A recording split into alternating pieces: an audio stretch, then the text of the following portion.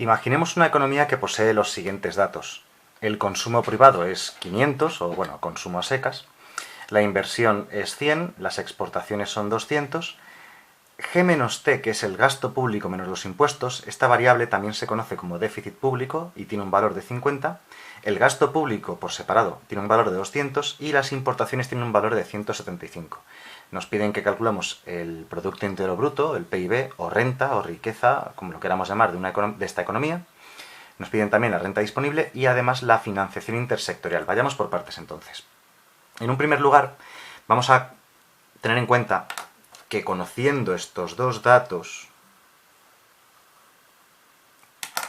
vamos a poder saber el valor de los impuestos. Porque como G menos T, gasto público menos impuestos, es igual a 50, y nos dicen que el gasto público es 200, nos quedaría 200 menos los impuestos igual a 50. Y despejando de ahí los impuestos, nos queda que los impuestos tienen un valor de 150 unidades monetarias. Bien, eso es lo primero que deberíamos hacer y la práctica nos dirá, en cuanto veamos este tipo de datos, que podemos sacar alguno de ellos, ¿de acuerdo? Segunda cosa que podemos hacer, una vez que sabemos los impuestos, y que creo que es lo único especial que podemos deducir de estos datos que nos dan, vamos a intentar calcular o el PIB o la renta disponible. Para el cálculo del PIB, vamos a empezar primero con el cálculo del PIB. Tenemos una fórmula que es la siguiente. El PIB, o renta de la economía, se calcula como consumo más inversión más gasto público más exportaciones menos importaciones.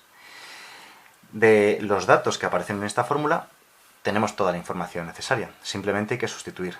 O sea que es fácil en este caso. Consumo es igual a 500, más la inversión que es 100, más las exportaciones...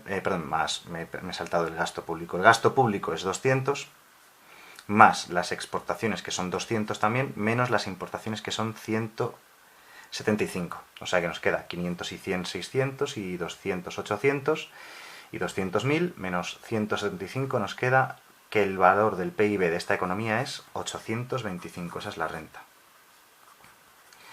Generalmente estos ejercicios no son muy difíciles, porque si conoces las 3 o 4 fórmulas que tiene la contabilidad nacional cuando construyes el modelo ISLM, va a ser muy fácil sustituir las variables ahí y te saldrán los resultados. En este caso es incluso especialmente fácil. Normalmente algún dato falta y lo tienes que sacar de alguna de las otras fórmulas. La siguiente cosa que nos piden es el cálculo de la renta disponible. Y para la renta disponible tenemos una fórmula que se ve que es la más directa, que es renta menos impuestos. Así es como se calcula la renta disponible. Así que simplemente tenemos que sustituir. La renta es 825, los impuestos los hemos calculado al principio, son 150, así que la renta disponible sería de 675. Bien, existen dos formas de calcular la renta disponible. La segunda forma sería como consumo más ahorro. Como no tenemos el ahorro, he preferido utilizar esta primera versión.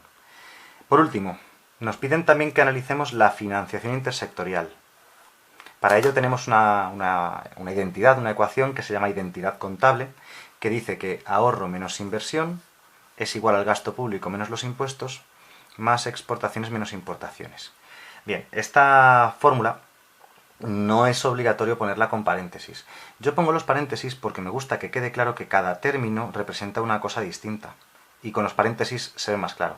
Este primer término representa el sector privado de la economía. Este segundo término viene a representar al sector público de la economía. Y este tercer y último sector viene a representar el sector exterior de la economía. Sector exterior, a veces también lo llaman sector comercial, o sencillamente a veces también lo llaman balanza por cuenta corriente, ¿vale? Este sería el saldo de la balanza por cuenta corriente. Bien, tenemos los datos que necesitamos, porque por ejemplo, G menos T nos ha dicho el ejercicio que tiene un valor de 50. ¿Vale? Lo pongo claramente el signo más para que quede claro que es un valor positivo.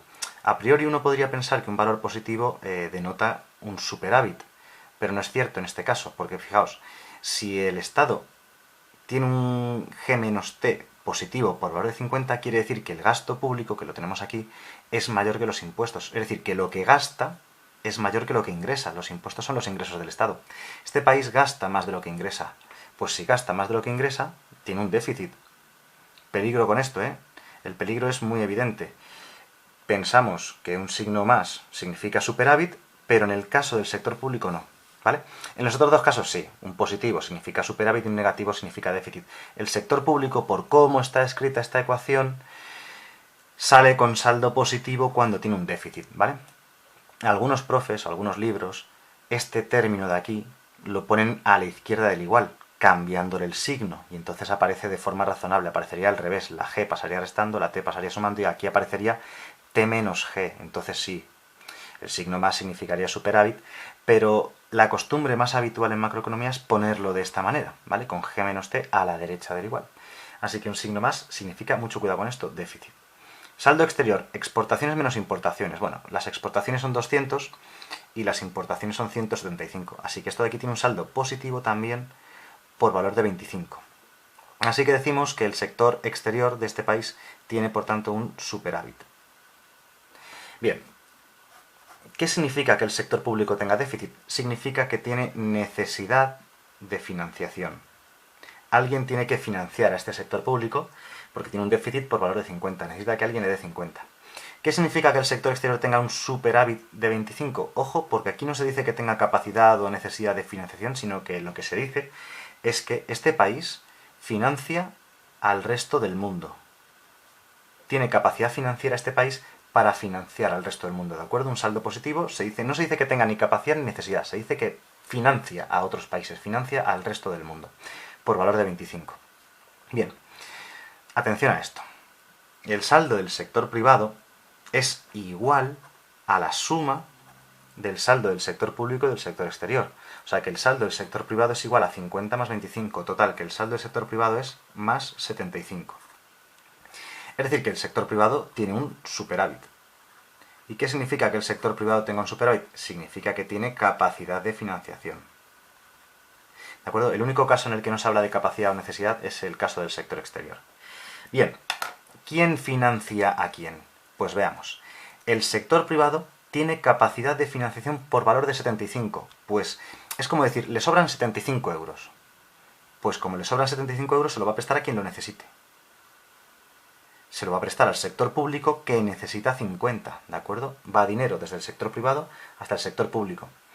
Y los otros 25 restantes se los va a prestar ¿a quién? Al resto del mundo. Lo podemos simbolizar de esta manera. Financia al resto del mundo. Como hemos dicho, en nuestro país financia al resto del mundo por valor de 25. ¿Quién se lo presta al resto del mundo? Realmente se lo presta el sector privado, que es el que tiene capacidad de financiación y, digamos, entre comillas, le sobra el dinero y puede financiar al sector público y además también al resto del mundo.